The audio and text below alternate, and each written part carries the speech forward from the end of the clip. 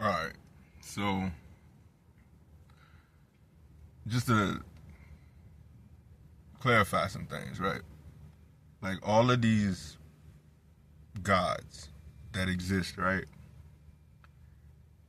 You have the Most High, and then you have the other sets of gods, right?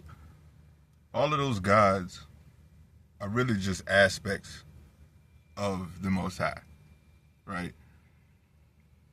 What we know as the angels are just the ones that stay loyal to him, right? But then he had to put gods in charge of other people groups, right? Because he couldn't just leave them, you know, godless, without any spiritual direction. Now, depending on those people groups, would depend on like how they connected to the gods. So you have a baseline sense of morality, right? And if you were generally in the good, then you would connect to you would appeal to the moral side of that god, right? Because each of these gods have egos, like they have personalities and traits like that. You kind of coincide with the gods at the same time, right? Because quite honestly, if you look at it, right, the gods exist. They can exist in perfect harmony in like a subsect of heaven or in heaven as a whole.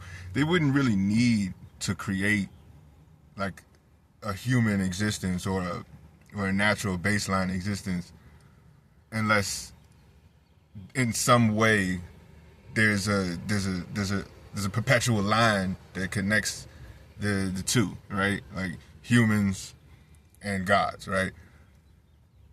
And so if I ever speak about other deities, it's just like what I found out was that like Azrael, the god of death, right, is also Anubis, right? But if people are connecting to Anubis, it's still an angel. This angel of death works specifically for the Most High, right? And you may have multiple angels of death. That's essentially how it works. But if you call him by Anubis, he's going to appear to you as Anubis, right? Or he's going to converse to you like that. So I wouldn't get... The only reason they're called angels, because that's the word for messenger, is because they're connecting to the Most High, but it's also based off of your understanding. And these are previous iterations of cycles that that they were embodying that essence, right? So I just want to have you understand where I'm really coming from, because on this journey of spirituality, like God has revealed to me deeper things about like the spiritual realm, and I don't want to confuse nobody, or I mean, people are gonna get the wrong impression, or people are gonna purposely mistake what I say to misunderstand. I can't bother with that. But if you're not one of those people and you want to truly know where I'm coming from, that's why I'm giving this explanation. But if you look at the Bible, it all makes sense. It's like God set those sets of deities in charge, which are just aspects of him in like at previous times. So it all works, right? It worked for that iteration. It'll work for this one because we're just like a hodgepodge of all of it, right? So when we were having wars with other people groups and religions, those wars, if you look at it from God's perspective, it's like, okay, I really don't like bloodshed, but it happens, right? And there's a part of me that likes war too. You know what I'm saying? I like to defend what's mine. So, when the people died for these religions, it's mainly because he wanted everything, each household, if you look at each nation as a household, he wanted each nation to be pure in its own right for its spiritual journey until a point where they could come together. Now, that point could have happened at the, and it kind of did, but it, well, I'll continue. At Christ's sacrifice, right? That was when the Jews were supposed to give this knowledge. Like Jesus was supposed to give that freedom to the Jews. The Jews were in turn supposed to give that to the rest of the Israelites, and the rest of the Israelites were supposed to in turn give that to the rest of the world. It was supposed to, and this is the symbolic meaning of like, how dare you call unclean what I've made clean, right? There was supposed to be an exchange of knowledge and wisdom opening up to the other faiths, to the other religions, and so that they could build their own relationship to how God could, like the Most High could come down to them with the spiritual knowledge that they've learned from their own religion, because it's just another iteration of how God dealt with things, right? Because Judaism is just a repeat of the first, of how it all started. So so instead of wiping everything clean and having everybody starting at square one, what he did was he made one nation have the foundation of square one. He'll give that to them, and then the other nations still progress with their spiritual knowledge and insight, but they couldn't mingle yet. Now we can. We're at that point. So in the Bible, it's in the Bible. Like if you look at Isaiah 11:6, it says, "The wolf will live with the lamb, and the leopard will lie down with the goat, and the calf and the lion and the yearling together, and a little child will lead them." What's going on is it's raising a spiritual like growth for people so that they can be competent and then they can rule sufficiently and adequately. But also it gives you back that sense of a child, like your inner child, right? It's also speaking about Christ, but it's also speaking about yourself, right? These things which would otherwise and for so long have been contrary to each other. Oh, this is my God, this is my faith, this is my religion, these are my faith. No, this is a time for us to come together with the foundation and the other building blocks of life and spiritual life, so we can figure this out. It's not to say that religion is a bad thing. Religion is just whatever house you grew up in. Now that we have the foundation, the cornerstone back, how do we integrate that to build a bigger temple, right? So these contrary faiths, they all connect. All wisdom comes from God. And so now that we've reconciled how the dynamics, or we've gotten closer to how the dynamics of the spiritual realm work, all of these other deities you worship, they're all angels, which are all aspects of God. Then you have the fallen ones, right? As long as if we can bring back and purify our spirits, the Holy Spirit, right, which is your native spirit,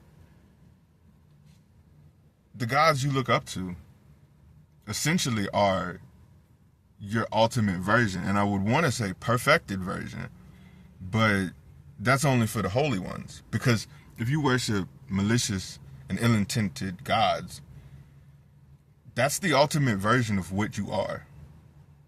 You know, you are the gods you worship. You are. Whatever one you pick, that is like the ultimate version of you.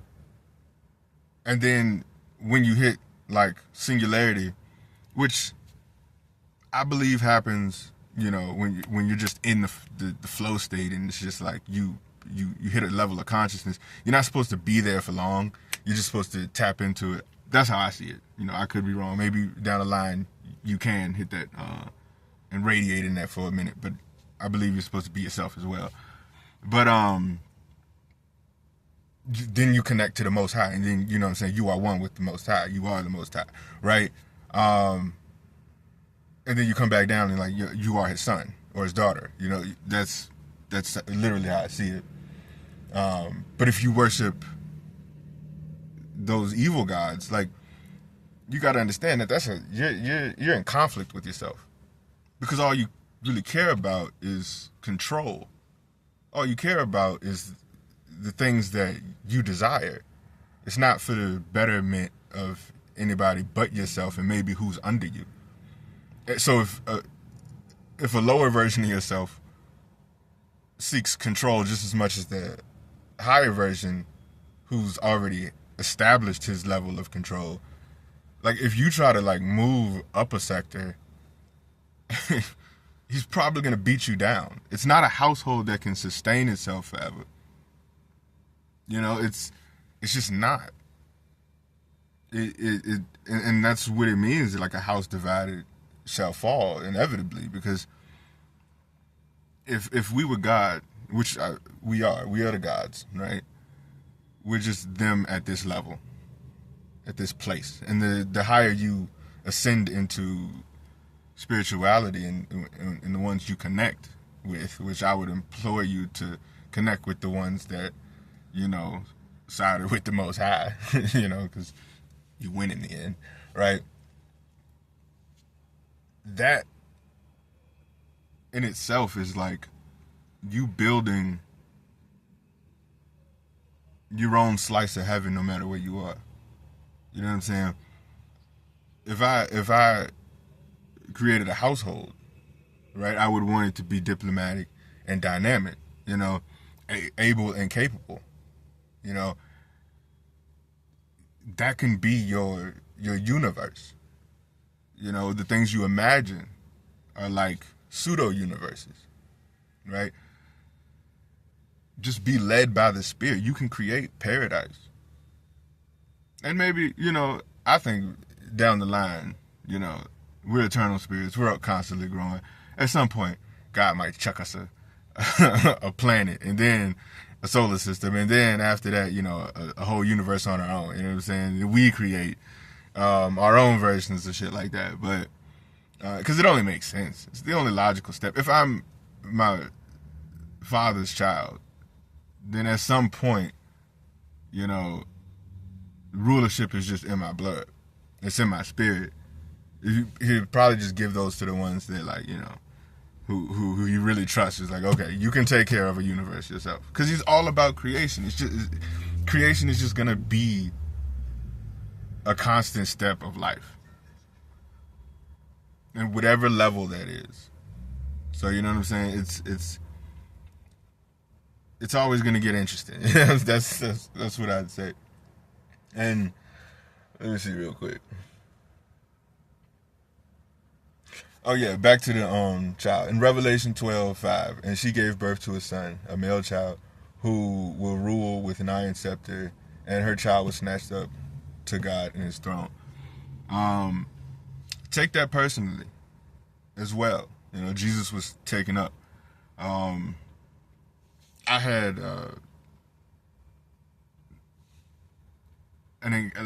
something that happened to me when I was a kid, when I was like watching TV, and it was like and I was just playing with toys, and it was like on the Bible channel or whatever, and it said Tyrese will be taken up to the sun, and I was freaking out. I was, because I'm like fucking like 5 or 6 or some shit, and I was petrified. I was like, oh, the sun's hot. Why is they saying Tyrese is gonna be taken up to the sun? I was scared shitless. I ran. I was like, what is this? Like, I'm freaking out. trying to, I don't want to go to the sun. It's probably not what it said in the physical, but it was probably like a spiritual thing, and I just didn't know how to understand it, and it scared the shit out of me. So, but if you think about that, once you learn, and in Isaiah 11:6, all of those contrary things are not just about like there's multiple meanings to things. It's not just about like the religions or faiths coming together and consolidating themselves. These are actual like portions of what it is to be human, right? You have a light side and you have a dark side, and through Christ's purity and living that perfect life and his bloodshed through that sacrifice, you can now live in perfect balance with both sides. Like a leopard could be interpreted as deceiving, but it can also mean that like you can blend in. It's a good adaptation to have. You see what I'm saying? Like it distorts. Okay, let's say this. You can have a shapeshifter, right? Boom, you got a shapeshifter. They can put on a mask to fit any situation, but a shapeshifter can look like an avatar, because an avatar can fit any situation at any time because they are that being. Essentially, they're the same thing. It's just the intent or the spirit behind it. You have, because if you can fucking like imitate something, for all intents and purposes, you can be that shit. It's just you don't want to, and you know that you don't have the desire to be it, so you just imitate it. But essentially, you have the necessary tools to be that. But an avatar, you've mastered it, and you are it. It's just a switch of fucking thought process. You know what I'm saying? It's just the spirit behind the shit. So that's how I would take those things. Like, because if God was like this like super like far from human being, which I think is a flawed way to look at him, why would he create wolves? Why would he create predators? Because in a sense, he's a living God. He respects the hunt. He respects game. He respects fucking like all aspects of a living life. You know what I'm saying? He didn't just create herbivores. You know what I'm saying? you gotta like think about things a little bit deeper. You know what I'm saying? And that's a part of, we're not just herbivores, but there's an aspect of God that appreciates that, and there's an aspect of God that appreciates the carnivores.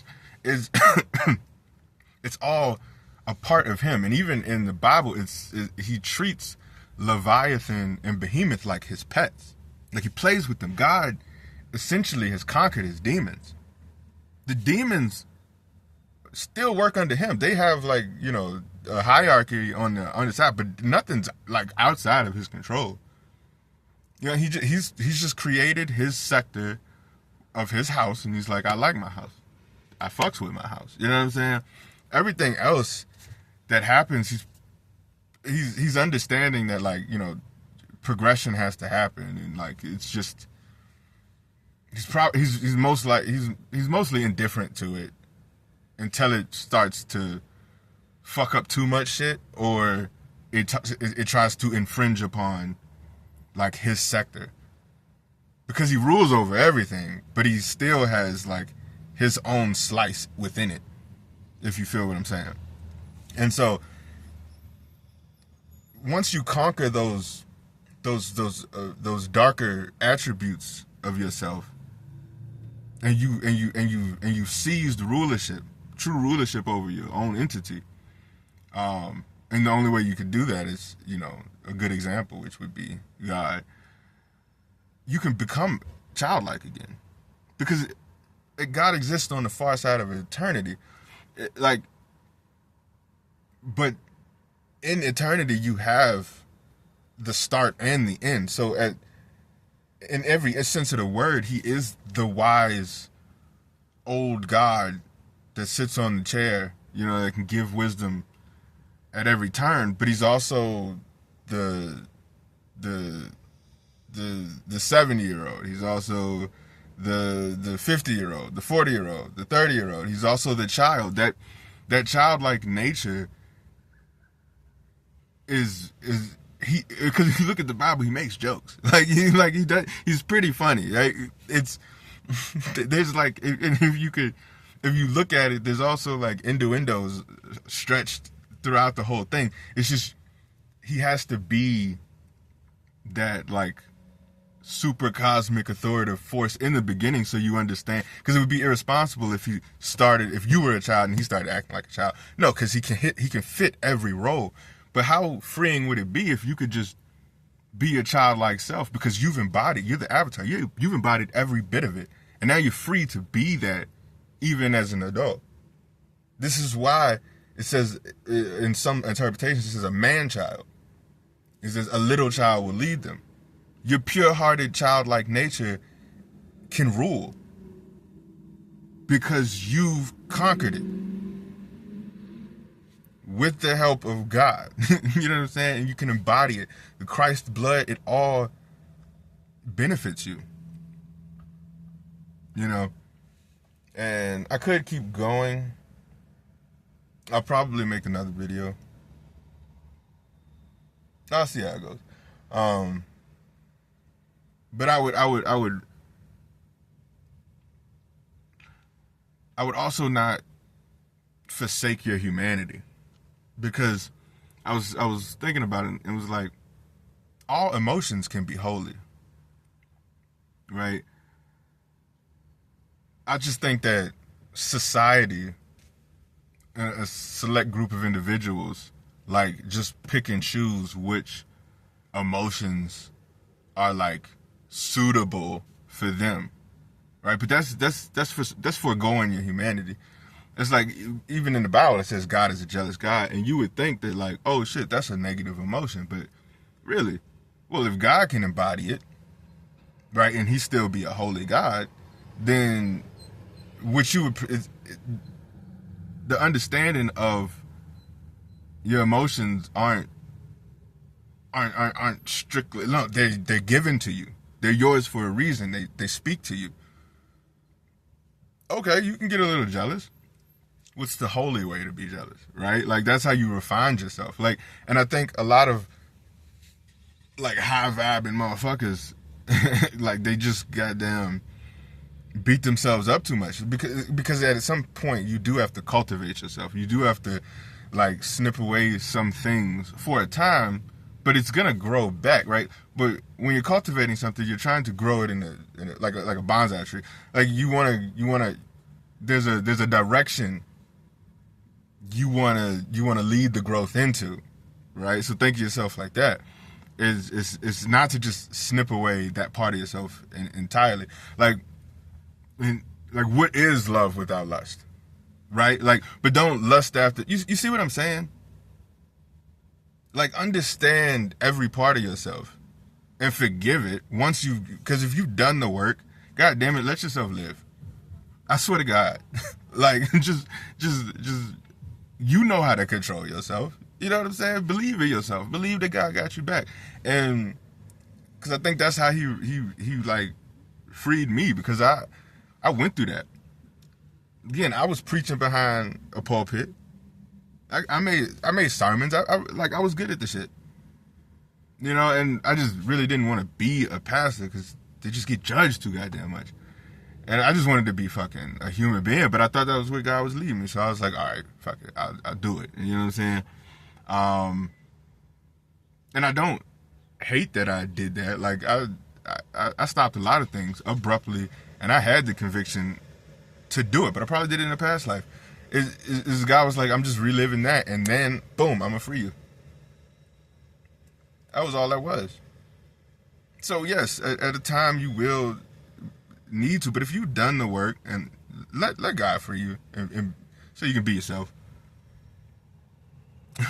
Because I think that's ultimately what God wants.